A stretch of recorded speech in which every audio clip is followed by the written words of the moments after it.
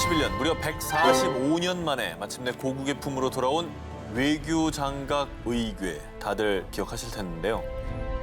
큰 뉴스였죠? 정말 큰 뉴스였죠.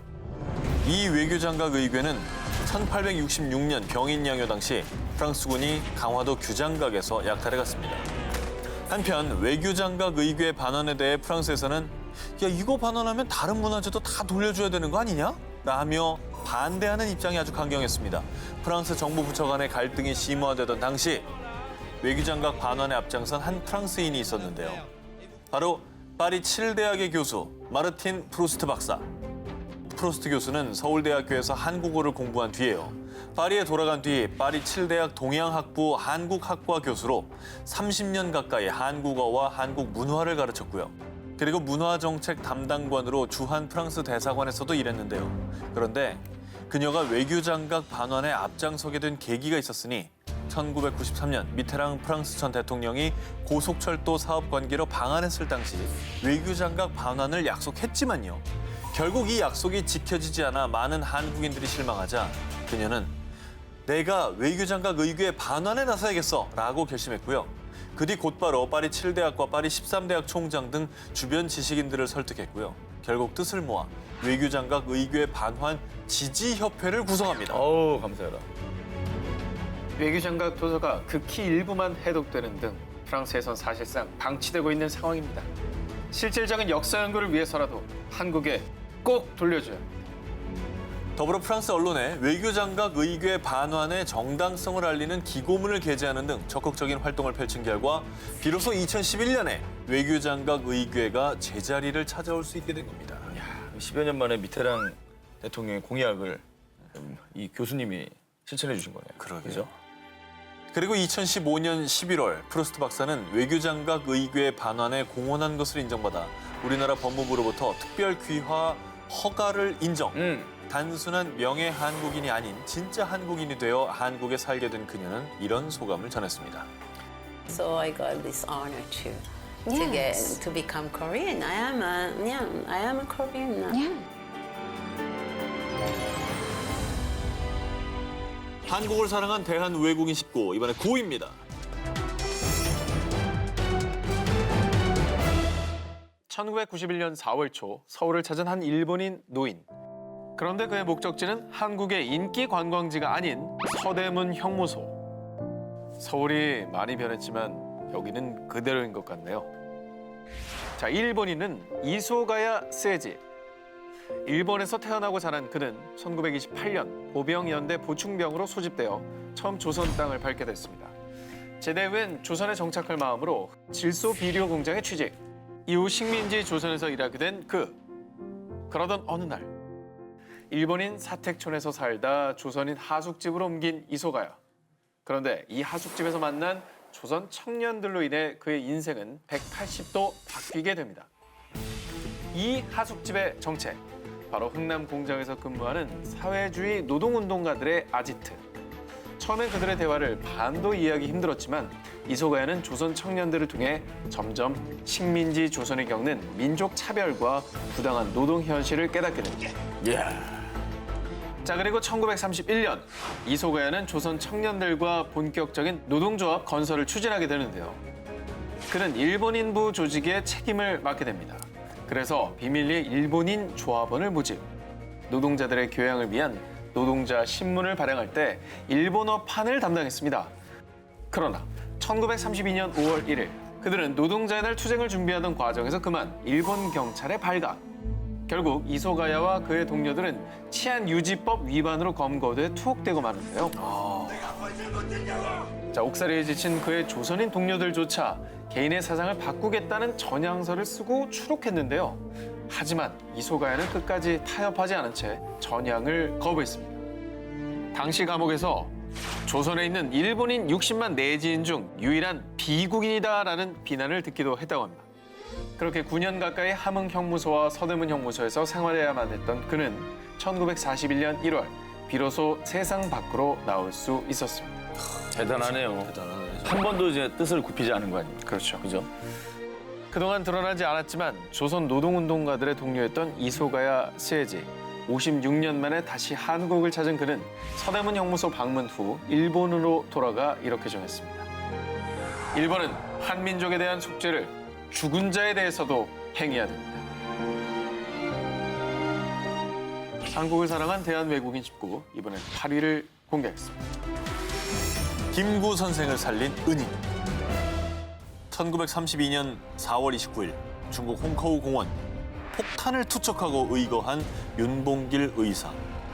그런데 윤봉길 의사의 의거로 인해 김구, 엄항섭, 안중근 의사의 동생인 안봉근, 김철 선생은 일본 경찰에 쫓기는 신세가 되고 마는데요. 이때 그들이 피신한 곳은 다름 아닌 한 외국인의 집이었습니다. 누구요?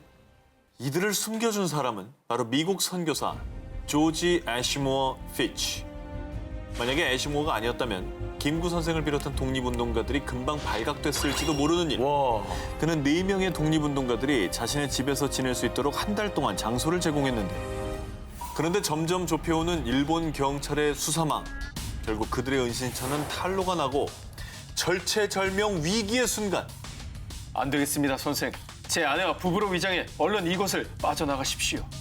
조지 애쉬모어 피치는 김구 선생과 일행을 중국인으로 변장시킨 뒤 자신의 아내 제럴딘과 부부 행세를 해 상해를 빠져나갈 것을 제안. 그 덕분에 김구 선생은 일본 경찰의 눈을 피해 무사히 상하이를 벗어날 수 있었습니다. 그리고 일본 경찰에 불법 체포된 한국인들의 석방운동을 펼치게 됐는데요. 특히 안창호 선생의 체포 소식을 듣게 된 그는 일본은 안창호에 대한 체포 영장이 없으면서 다른 사람의 영장으로 그를 체포한 뒤에 체포 영장을 수정했습니다.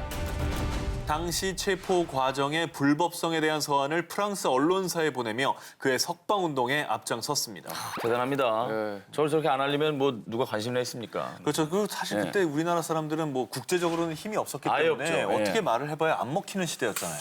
정말 큰 힘이 되신 그런 분이네요. 한편 조선 독립에 이바지한 한 이방인의 노력에 감동한 정부는요. 1952년 문화공로 훈장과 1968년 건국 훈장 독립장을 수여. 또 올해는 국가보훈처에서는 그를 1월의 독립운동가로 선정했습니다. 대한민국 독립의 숨은 조력자 조지 애쉬모어 피치. 그 이름을 절대 잊어서는 안 되겠습니다. 한국을 사랑한 대한외국인 19, 7위 공개합니다. 제주의 축복을 선물한 돼지 신부. 1954년 4월 17일 당시 26살이었던 맥그린치 신부는 사제 서품을 받은 직후 선교 목적으로 제주도를 찾았습니다. 그런데 1948년 대한민국에서 일어난 가장 끔찍하고 참혹한 학살 사건 중 하나인 제주 4.3 사건. 그리고 1950년에 발생한 민족 최대의 비극 6.25 전쟁까지 제주도는 그야말로 물질적으로 빈곤하고 또 정신적으로는 피폐한 상황이었습니다. 그래서 이 아픔을 모두 지켜본 맥그린치 신부는요. 먹을 것이 없어 살 길이 막막한 제주 도민들에게 어떻게 하면 잘 살게 해줄 수 있을까 고민에 빠졌습니다. 그래, 제주도에 필요한 건 선교보다 당장 살아나갈 방법을 알려줘야 해. 그러던 어느 날 재래식 화장실에서 기르는 흑돼지를 본 신부는요. 이 돼지를 제대로 키워보자는 생각을 합니다. 맥그린치 신부의 고향인 아일랜드도 목축업으로 아주 유명했고 또 아버지가 수의사셨다고 합니다. 그래서 어린 시절부터 가축이 아주 친근하셨던 분인 거죠. 하지만 처음부터 모든 일이 척척 풀렸던 건 아닙니다. 보수적인 제주도의 어른들은 돼지를 키워 가난을 이겨낼 수 있을 거라는 생각을 하지 않았고요. 그래서 큰 반대를 했다고 합니다. 하지만 맥그린치 신부는 포기하지 않고 경기도에 수행을 다녀오는 길에 새끼를 뺀 암돼지 한 마리를 구입한 맥그린치 신부. 이후 제주도에서 4H 회원들과 함께 암돼지가 낳은 새끼 돼지를 마을 소년들에게 한 마리씩 나눠줬습니다. 그리고 가져간 돼지가 새끼를 많이 낳으면 새끼 돼지 2마리를 다시 돌려주세요. 라면서 분양료를 대신해서 새끼 돼지를 받는 조건을 걸었죠. 하지만 처음엔 먹을 것이 없는 사람들은 새끼를 팔거나 잡아먹기도 했지만 아이고. 신부는 좌절하지 않고 제주도민들이 스스로 자립할 수 있도록 힘썼습니다. 네네. 이렇게 돼지 한 마리의 기적이 무려 1만 마리까지 늘어납니다. 와. 정말 아름다운 다단계네요. 그리고 약 6년 뒤인 1961년에는 현재는 성 이시돌 목장으로 불리는 이시돌 중앙실습 목장을 설립. 이야. 이 목장으로 제주 목축업 발전의 기틀을 마련했고요. 이후 목장의 규모가 커질수록 형편이 어려워진 지역 주민들에게 일자리가 생겨났고요. 이들의 자립을 돕기 위해 제주 최초 신용협동조합과 가축은행도 연이어 기획. 더불어 벌어들인 수익금으로 제주도의 소외계층을 돕기 위한 병원, 요양원, 유치원 등 복지시설까지 세울 수 있었습니다. 제주 도민들은 맥그린치 신부의 정성과 헌신적인 노력에 감사함을 느끼며 그를 돼지 신부라고 부르며 존경했다고 합니다. 그리고 맥그린치 신부는 제주 도민들이 가난에서 해방돼 더 나은 삶을 살 수 있도록 헌신한 공로를 인정받아 올해 6월 법무부는 명예 국민증을 사후 헌정하기도 했다고 합니다. 네. 60년 넘게 이국의 낯선 땅 제주에서 청춘과 인생을 바친 고 맥그린치 신부. 축복의 땅 제주에서 정말 좋은 주민들과 함께 기적을 만들었어요. 자, 두 개 남았습니다. 한국을 사랑한 대한 외국인 19, 이번에 6입니다. 린튼 가문의 한국 사랑 100년. 일제강점기였던 1912년 21살의 나이에 선교사로 우리 땅에 처음 발을 디딘 윌리엄 린튼. 그는 당시 일제에 의해 배움의 기회를 놓친 학생들을 위해 영어와 성경을 가르쳤는데요. 이곳에서 일본의 철저히 무시와 억압을 받는 조선인들을 목격한 그는 그래, 내가 이들의 독립을 도와야 되겠어 라며 다짐을 하게 됩니다. 이후 1919년 영명학교에서 태극기와 기미 독립선언서를 제작, 그리고 3월 1일에 열린 군산 만세운동을 대우에서 지도하는 등 3.1운동과 대한제국의 처참한 실상을 국제사회에 알리고 지지를 호소하기도 했습니다. 이분은 거의 뭐 독립운동가인데요? 자, 그런데 이후 전주 신흥학교에서 교장으로 재직하게 된 윌리엄 린튼은 일생일대 큰 위기를 맞게 됩니다. 폐교당하기 싫으면 좋은 말로 할 때 우리 일본군 말에 따르는 게 좋을 거야. 자, 이렇게 일제가 일방적으로 윌리엄에게 신사참배를 강요한 건데요. 하지만 그는 협박에 굴하지 않고 학교를 자진 폐교. 폐교해버렸네, 정말. 이토록 감동적인 윌리엄 린튼의 한국 사랑. 그런데 사실 이런 한국 사랑은 그의 장인이었던 유진벨 선교사 때부터 이어졌습니다. 시작은 1895년경 전라도 지역에 많은 학교와 병원을 세운 유진벨 선교사. 그의 딸 샬롯 벨과 결혼한 윌리엄 린튼은요, 한국에 정착해서 아들 4명 모두 한국인들과 함께 교육받도록 했고요. 그의 셋째 아들 휴, 3대째가 되겠죠.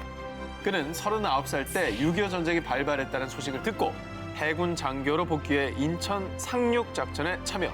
자, 이제 4대째로 넘어왔습니다. 휴의 아들 스티브는 이산 가족의 아픔을 안고 사는 사람들을 보고요.